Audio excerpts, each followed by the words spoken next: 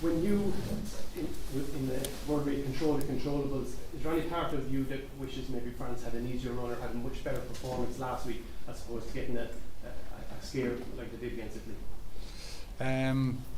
Yeah, part of me when I was watching it was thinking that. But look, we got to see what France were like when they were tested, so we learned some good things from that. But look, we knew this game, no matter what happened in the first game, for us or for them, it's going to be a standalone game come Saturday, and it's one of those kind of one-off big games. We know that there's going to be big consequences in terms of the rest of the tournament, win or lose. But we're really focused on this game, and it's good to be able to say that because we were honest when we said we wanted to concentrate fully on Wales, and that's exactly what we did last week, which led to a decent performance. Especially first 30 was excellent, and then just dropped off a little bit, and it just takes a little bit. So good lessons in it for us as well. And with the absence of Tadhg Furlong, does that affect the Ireland game plan much in terms of, I would say, the scrum and line out, what he had brought to the creativity in midfield of playing off you? Does that change a lot of your game plan? No, because we trust in the guys that we've got behind them to come in and do a good job. I thought Finlay was outstanding during the game, and I thought Tom O'Toole did brilliant off the bench. So Tadhg is world class. He's built up that world class status through his performances, but these guys can become that if they can perform like he has. So they've got the opportunity now for the next however many weeks Tadhg is out, and it's important for us to build that depth, because can't rely on one guy in that position going into a World Cup. Johnny, what can you expect from France? The usual, like what we've seen over the last few years, because they've had obviously outstanding success with whatever it is, 14 games in the bounce unbeaten. They obviously, Sean Edwards isn't the head coach, but a lot of what he did with Wales, you can see it all over the team in terms of how they kick long, power, real aggressive defence. So with some outstanding individuals littered through the team. So it's a full package really. That's the message, and we're going to have to be at our very best to get a win. And last year you watched on from the sideline, you're out due to injury, so are you really raring to go to be able to play this year? Yeah, I was saying today, this morning, I was just the last 2 Wednesdays before France over the last 2 fixtures. I've ended up pulling out, so to get through today is great. So I can look forward to the game. Hopefully no more hiccups. So I'm looking forward to it. I read something funny today in ruck.ie or .co.uk, sorry, about Six Nations referees and who the toughest players are to referee. Luke Pearce named you. He said that you've had a few run-ins and that you're a top player, but you push her up on the field. What do you make of that? I don't know. Do you think you push her up? No, I just try and do what I think is right at the time. Obviously I can get caught up in the heat of the moment. Of course, you make mistakes.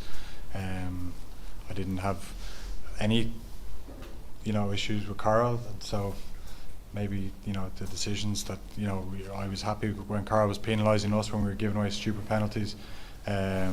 I was happy when he was penalising them, because that's their job, and that's all.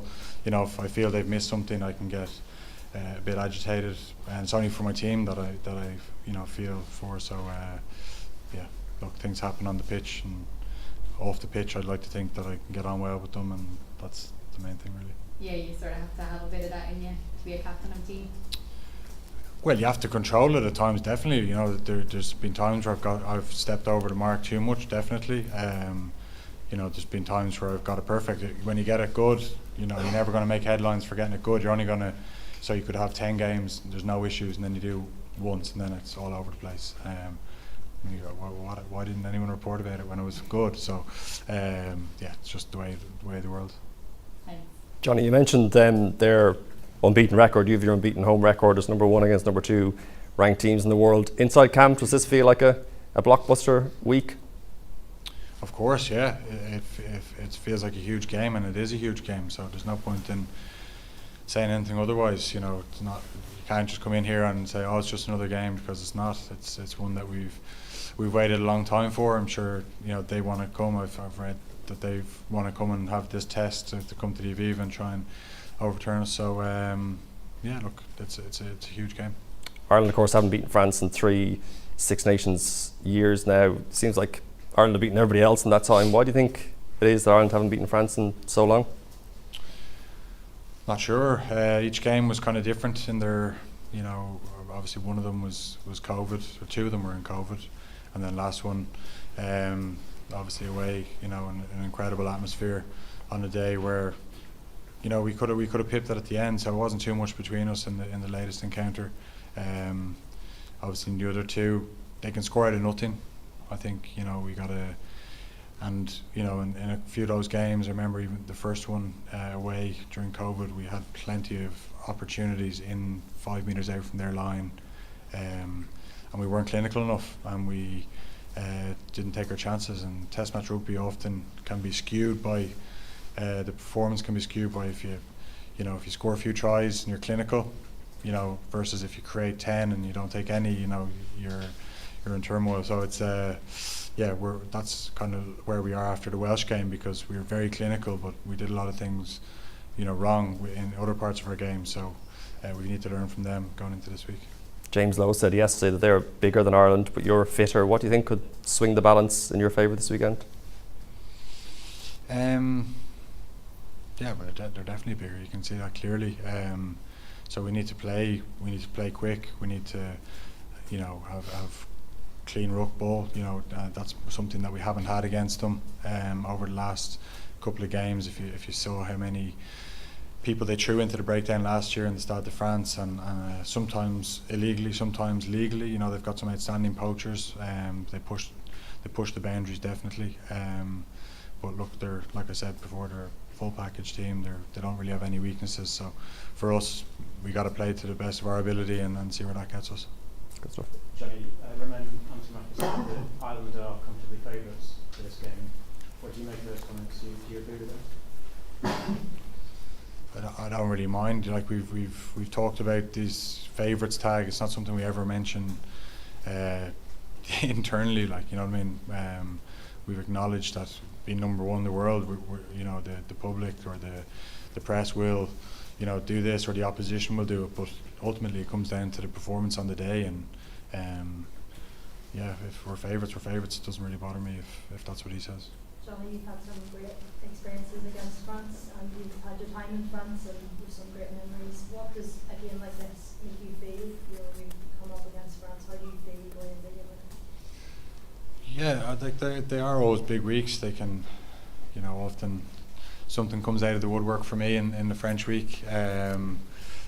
So I'm expecting something later in the week. But look, it's always a big game. It's always, I grew up in there watching Ireland lose to France heavily every year. So to then sort of be involved, or to see the first Irish teams beat them, and then to be part of teams beating them has been amazing. And then but you still have that memory as a young kid of France coming and demolishing Ireland, and so you probably naturally feel like the underdog. At my age, probably the younger lads don't. So it's a strange mix through the squad, I think. How significant do you feel this game will be, considering you meet them in the World Cup later this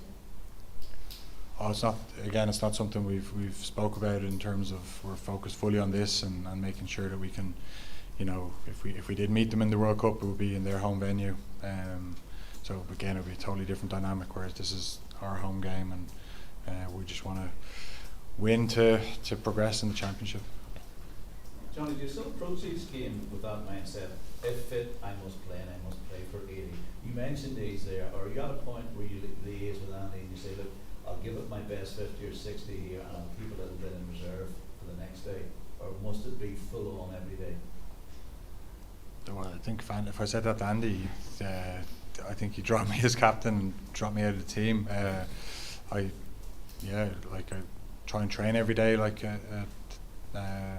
it matters, and come game day, it doesn't matter how long you last. You just go and empty the tank. Obviously, you know, I was happy to, you know, in terms of how I felt physically at the weekend. Obviously, the confusion around the HIA and stuff like that, it's nothing I can control about that. But be ready to go for 80 this week if needed.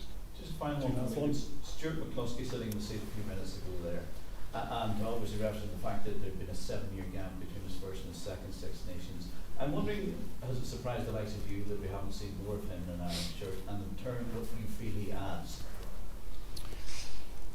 Yeah, surprised because he's the calibre of player that he is, and you see him play for Ulster, and he's probably their, you know, most impactful player, like in many ways. Like, you know, when he's playing versus when he's not playing, it's a very different team. So, but that just shows the calibre of the players that we have, and you know, Robbie and Bundy that have dominated that position for so long, and obviously Gary at 13, and so it's a testament to the guys that have been there that they've kept this guy out of the team because he's been outstanding for Ulster. So, and what does he bring to the team?